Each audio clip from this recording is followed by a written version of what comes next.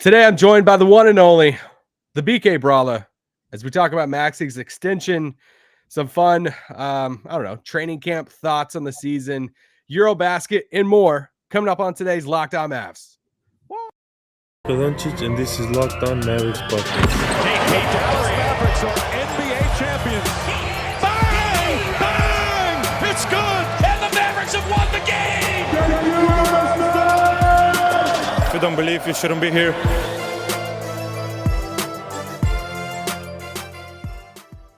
Welcome to Locked On Mavs. It's one of your co-hosts, Isaac Harris. Today, I'm joined by the one and only Bobby Karalla, Mavs.com, digital content producer, manager. Yes. Streamer, all kinds of talents, Jumbotron talent before the games with Chris Arnold. Talent is a little bit of a stretch, but I appreciate it. Thanks for making Locked On Mavs your first listen every day. We're free and available wherever you get your podcast. If you're listening on YouTube, leave a comment below, anything below. I don't even have a question. Do you have a question for Mavs fans that they could answer in the comments below? What do you like better so far, House of Dragon or Rings of Power? Maybe. Oh, that's good. Yeah, let's do that. I'm not gonna lie. Y'all can make fun of me because I haven't seen the biggest fan reaction to this so far because I'm staying in the world and I refuse to see fan reaction to it. I'm all in on Rings of Power. So, Okay. I'm one behind. I haven't seen this week's yet, but I thought this week. I thought it was the best episode this week. Yeah, that's what my buddy said too, and he's one of the only other people I know that's watching it. So I gotta catch up. I'm pumped to see it. I might do a double dip tonight, one and then the other. I'm enjoying House of Dragon too, but Lord of the Rings, I'm just all into Middle Earth, Tolkien, read the Silmarillion, all that. And so when this show is coming out, I'm like, it looks kind of cheesy, but I'm going to watch it either way because I don't care. And, Heck yeah, dude. I love Heck it. yeah. So it's good. But all right, today I have some random questions, superlatives. I don't know what to call them to throw at Bobby and myself. I'll answer them too about training camp, preseason, the season. But first, I want to ask a couple random questions to Bobby. Maxi Kleber got extended last week. What was your thoughts on that when that came across your phone? I mean, it's good for him. I think Maxi is a very good player, obviously, but over the last few years, injuries are a thing that he has to think about. He's had a lot of knee surgeries, back stuff, I think a foot thing earlier in his career. And so for a guy like him to lock up a contract extension going into the final year of his deal, I think is a huge win for him because it's security in case something happens. Hopefully, obviously, nothing does. And then for the Mavs, they get this guy that's under control. I think Maxi and Dorian were both really well-kept secrets for the last few seasons, but, the Mavs went on this huge run in the playoffs, and all of their plus-minus, all of Maxi's on-off stuff was really, really good. Especially in that Utah series, you saw how he kind of took advantage of the Jazz's defense. And so I think, now that the Mavs are on that level, maybe not a title contender or whatever, but they're definitely a very solid playoff contending team. More and more teams are going to begin to realize that Maxi and Dorian are both very good. And so for the players, it's good that they're both extended. They're both taken care of for the rest of their lives. For the Mavs, it's very good that they can't go to any other teams anytime soon. So I think that's it's a win-win, I think, in both Maxi and Mavs and Dorian's case. Yeah, I mean, at $10 or $11 million, I feel like every good team around the league's looking for a guy like Maxi in their center rotation that can, defend the rim, hit a three, guard some on the perimeter. When he's healthy, he's a really vital part of the team. And for that cost, it's sure. He was reminder to fans he was going to be an unrestricted free agent after this season. So locked him up for another 3 years after this. So he's in Dallas for 4 more years. So that was really cool. I enjoyed that. EuroBasket. Spain just took the title. I guess we can call it title, championship, whatever, trophy. Is it the gold medal? Gold medal. There you go. Is it? I honestly don't know. Bo Cruz had big time game.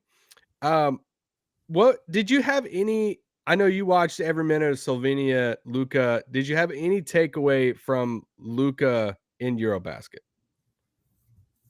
I don't know. I mean, as it translates to the NBA, not really, just because of the style of play over there and everything. But the one thing that he did that also kind of showed um, a little bit of a sneak peek, I think, in the playoffs last year is, we know Luka's not the quickest guy in the world, and so it's very hard for him to just blow past somebody, right? To just like pedal to the metal and go in one dribble. A lot of the times it takes him like 3, 4, 5 dribbles in order to get this guy off balance. But one thing he was doing a lot in EuroBasket, and he did it a lot against Chris Paul too, actually, to avoid committing a charge, is if he did get a step on a guy, whether it was off the catch or off the dribble, as he's driving the lane, he was like seeking out these contact with his defenders and then spinning.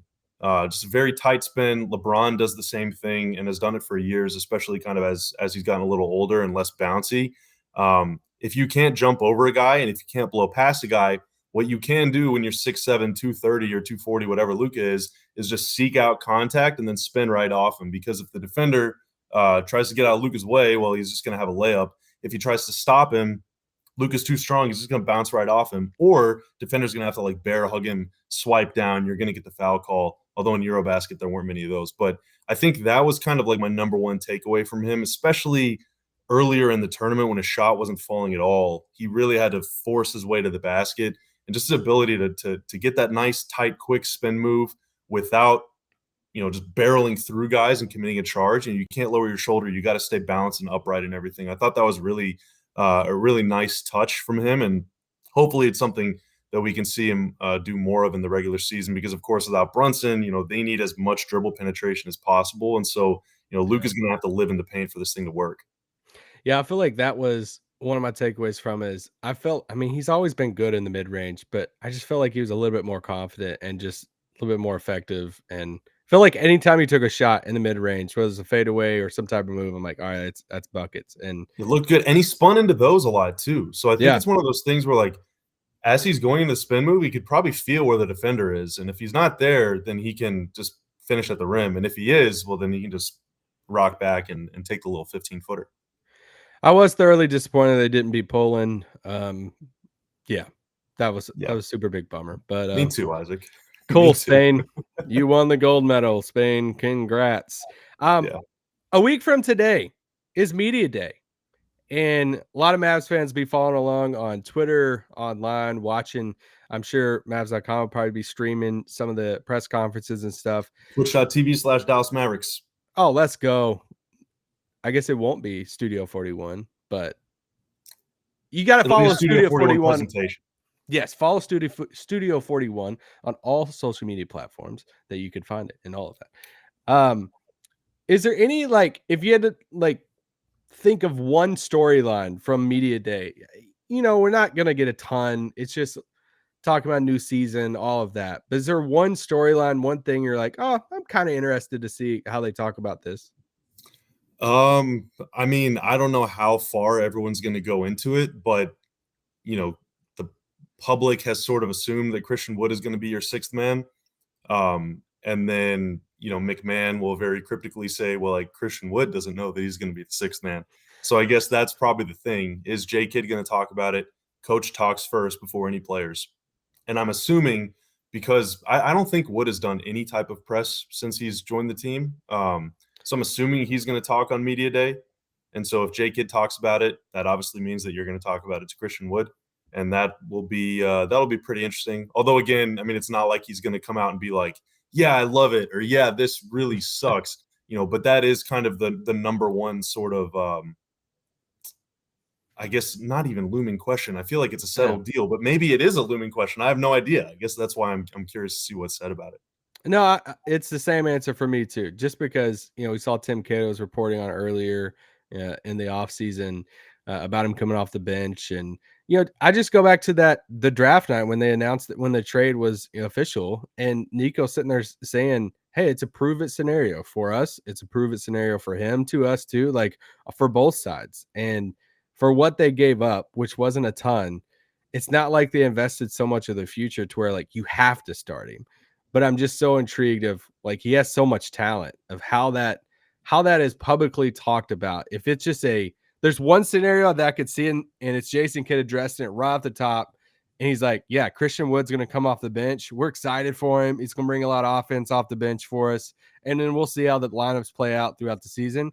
Or he's going to be really cryptic about it. And it's just going to be like, hey, we'll see. You know, it's day one. We don't know who our starters are. You know? The one thing I want to say about it too is like, I've seen a lot of people obviously say like it was in a contract year. Obviously, he's going to want to put up stats and he's going to want to like sort of solidify his reputation as a winning player, or I guess establish his reputation as a winning player, because for so long he's been on lottery teams. But you know, like everybody wants to start. If he's not a starter, is he going to be so deep in his feelings that like it derails his career forever, and then he's going to be like relegated to playing on losing teams forever? Like, I don't understand where, like, yeah, he's probably going to be disappointed if he's not playing 38 minutes a game, but like he's still going to try really hard. I don't know. I can't really like wrap my head around that or accept that as reasoning. But who knows? I mean, we'll see. I guess that's another thing I'm curious to see. Yeah, if he's playing, 30-something minutes a night, or, if he's playing 28, 30 minutes, and who cares if it starts, if he's closing out games and all of that. But anyway, all right, let's take a quick break, and then we'll come back, and I got some questions to throw at Bobby.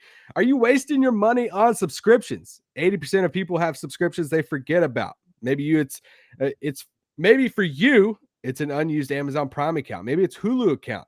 There's this great app that I use that helps me track all of my expenses, and because of it, I no longer waste money on subscriptions I don't even use. You might have heard of it. It's called Rocket Money, formerly known as Truebill. The app shows you all your subscriptions in one place and cancels what you don't want for you.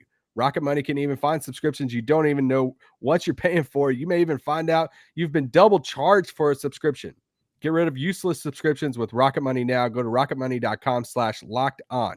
Seriously, it could save you hundreds of dollars per year. That's rocketmoney.com/locked-on. All right.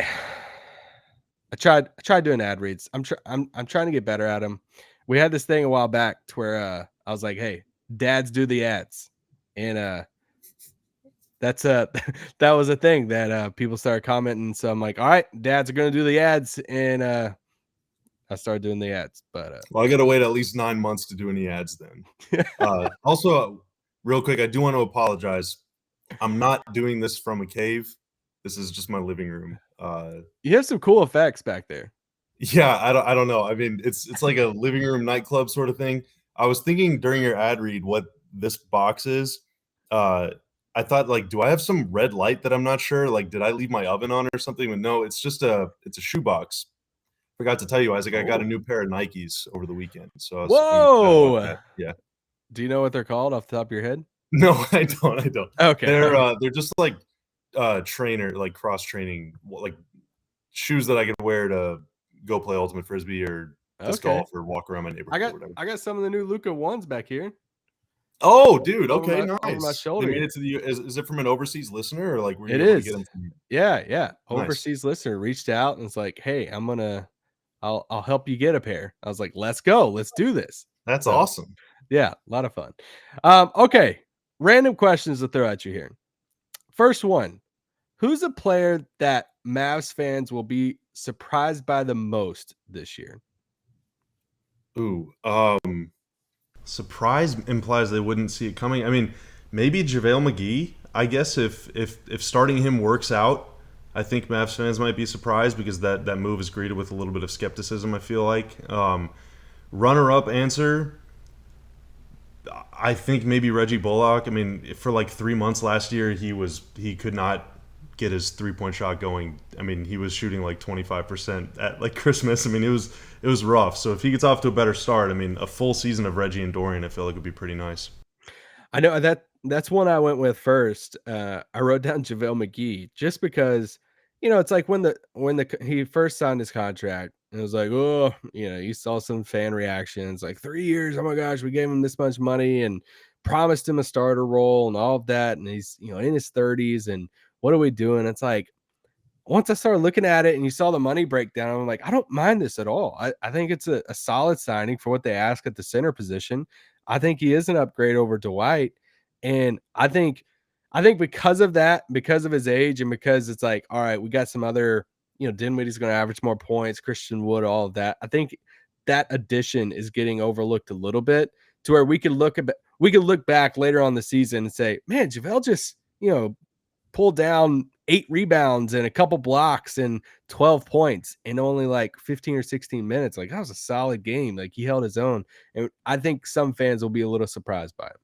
I think it'll take a little bit of patience, though, on offense at least, because Luka and Dwight have run 5,000 pick and rolls or something. He and JaVale are going to have to kind of learn the steps, And obviously, if you're playing with Luka, then JaVale, it's on you to adjust to Luka. So JaVale's going to have to do a lot of learning, through camp in the early part of the season to kind of know, like, all right, if Luka's going this way, he wants me to go here. If he's going that way, if he does this, I need to do that. Like, it's a whole dance. So it's going to take some time, I think, to figure it out. But I agree. I think it's an upgrade.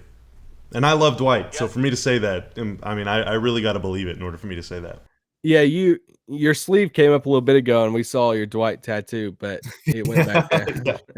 I meant to cover that up, but whatever. All right.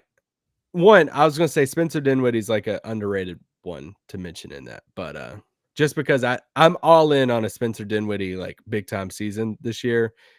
Probably too confident in it, but you know what? I don't care. I'm just really confident in a big time Spencer Dinwiddie season. Hope so.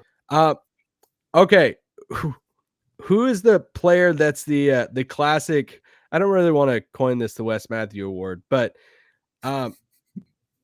the no yes player for Mavs fan this season, that it's just, there's decision after decision where they're starting to make, and we're just like, we're in the press box and we're like, oh, come on. No, please don't. And we're like, oh, all right. That worked out.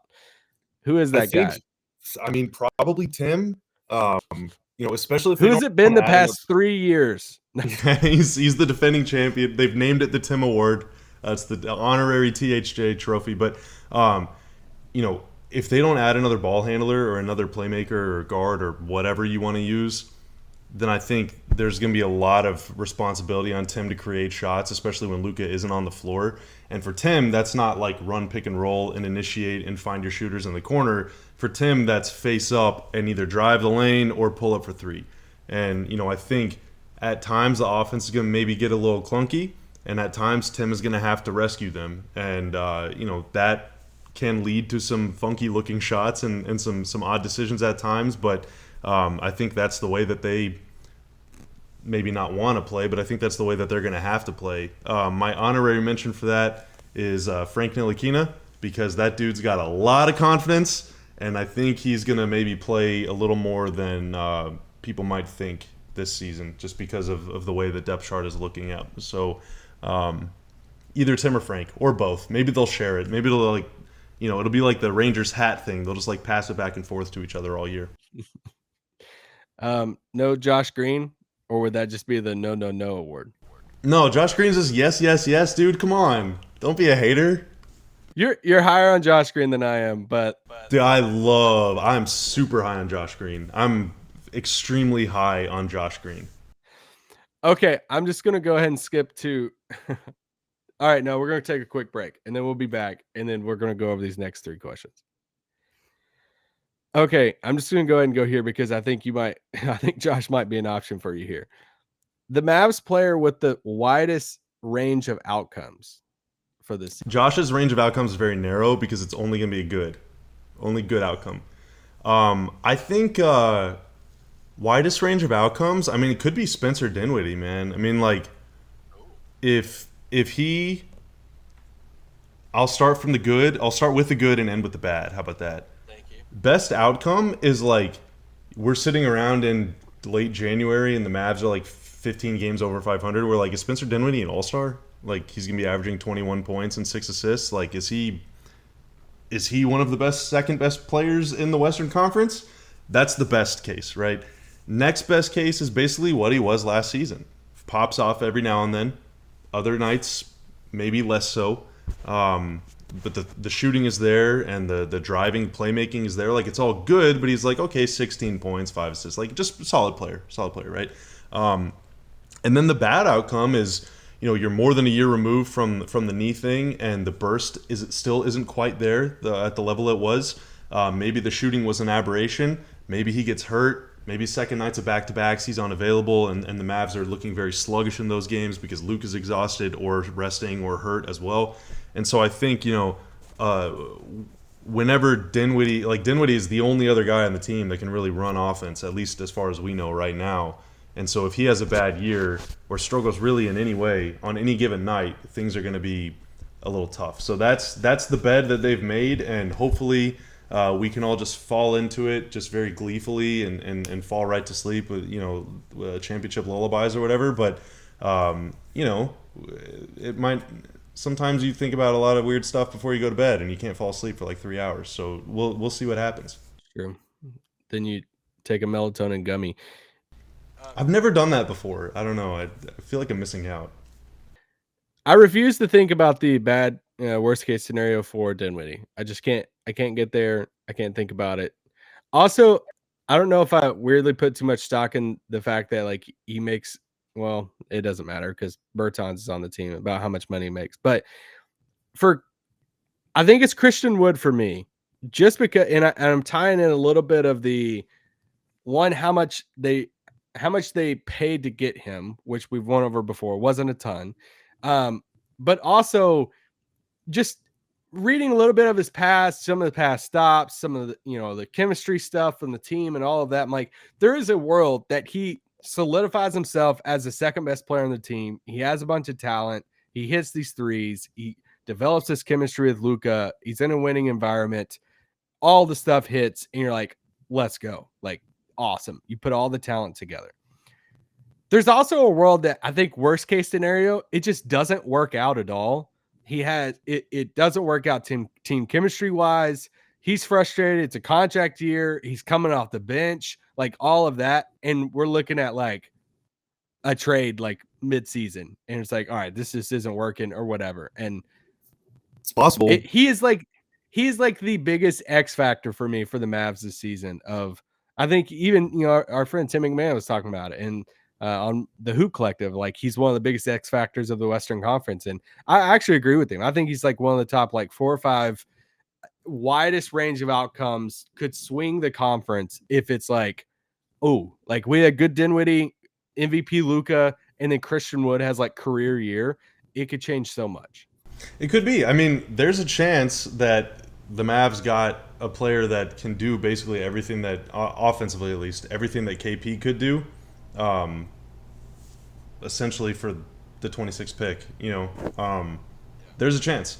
But also, there's a chance that the Mavs just got KP again. And so, that kind of, I don't know. Again, I feel like they were a really good duo, Luka and KP, but also at the end of it was kind of like, I wish that they were just like a little better. You just always kind of left us wanting more. I feel like they have very similar skill sets too. So Wood could be like 25 points per 36 minutes and just an absolute stud, or it could be like, it's like something like missing. I don't know. I'm really, really interested to see how it works. All right, who's the Mavs player, the non-Luka Mavs player that will sell the most jerseys? I hope it's Dorian Finney-Smith. That's who I wrote down too. Yeah, I hope it is. Now, I think real life is different than the internet, of course, but Dorian became staggeringly more popular during the playoffs. I mean, it's 6 months ago, everyone was mad that they didn't trade him for like to the Nets for like the 29th pick in the draft or something. And now it's like, I would die for Dorian. Well, on the I would die for Dorian Island, like I established that island in 2016. I feel very happy that everyone's caught up and joined me here. But like, I hope it's Dorian. In real life, though, kids love jerseys. I think Christian Wood has a very kid-pleasing game. A lot of dunks, a lot of highlights, a lot of flashy stuff. So maybe it might be Wood. It could be Dinwiddie too if Dinwiddie has a great year. I think it's gonna be one of those 3. Yeah, I wrote down Dinwiddie also, but we had a conversation. I think it was on a live stream on Twitch in Studio 41, and we were talking about the playoff run and how that playoff run, or even, I mean, if we don't want to lump in the last couple of years, but specifically this one, that it kind of allowed the fan base to, or a new generation of Mavs fans to fall in love with some of these like role players now, like the Dorians, JB at the time, Maxi, these guys that's like, we look back at some of these other role players in the past, like, oh man, these moments where I love those guys, love some of those battles. And like, I felt like this past season was the year that a lot of, for lack of better terms, casuals fell in love with or got to know Dorian, Maxi, Brunson at the time, and all of that. Yeah, and that's not even just internet too. I mean, that's just straight up people go to the games.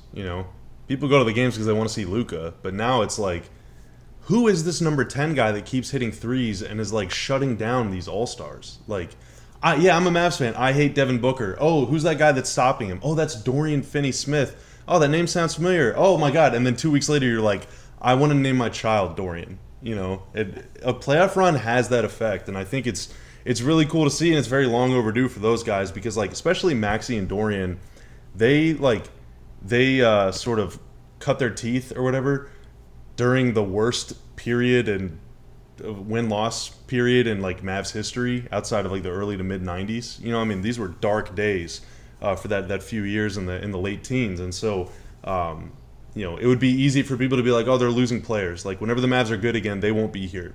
These are just the tank commanders, but actually, they're legitimately good, and it's been cool to see like their sort of parallel rises as the Mavs have gotten better as well.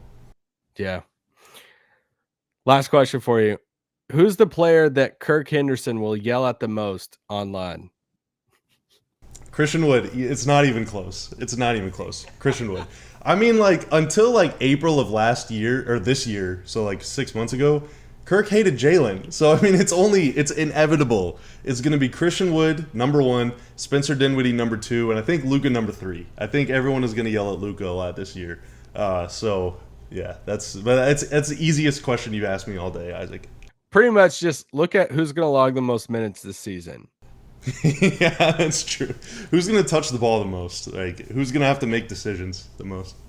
I also wrote down, when I wrote down the question, I didn't even like leave it blank. I wrote down the question, put space, and then dash Christian Wood, like in the same like thing, because it's inevitable. Christian Wood, we're going to get like over under 4.5 like mad Kirk tweets in game 1 about Christian Wood. I'm telling you, man, Seawood has taken up the torch for KP. He's KP's spirit animal, or vice versa, whatever. Like, it's the same. They're the same exact guy, and I cannot wait. I cannot wait for the whole journey, dude. Every step of the way is going to be awesome. All right, last week before practice, media day, and all of that, you got any like fun plans? You trying to like rope in here before it all gets back started again? I don't think so. We got Dirk's tennis event on Sunday. That's gonna be cool. I think there might still be some tickets left, so you Google it. I don't know the site. I think it might be. I don't want to say the wrong thing, but Dirk Charity Tennis. You'll be able to find tickets. It's always really fun. That's on Sunday. Media Day Monday. We're streaming. Starts at what time? Like 11 or something, or 10? I think so.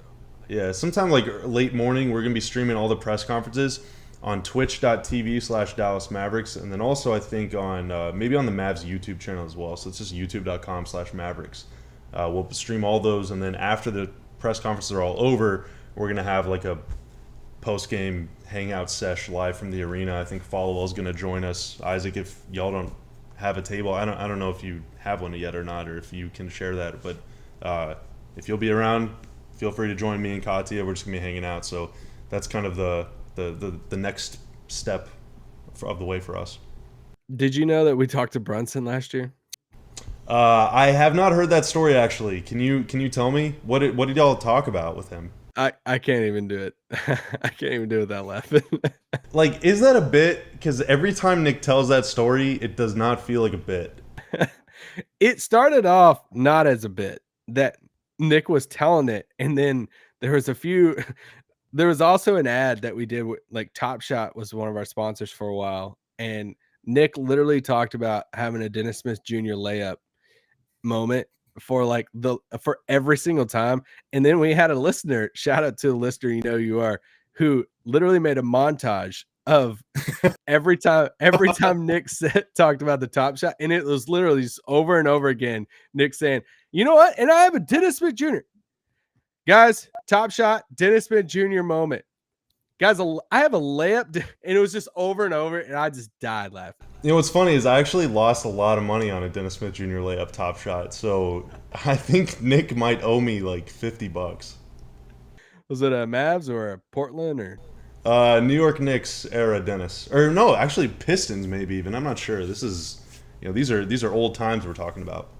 old times? All right, Bobby, appreciate it. I'll get to see your Thank face you. again in person pretty soon, and thanks for hopping on.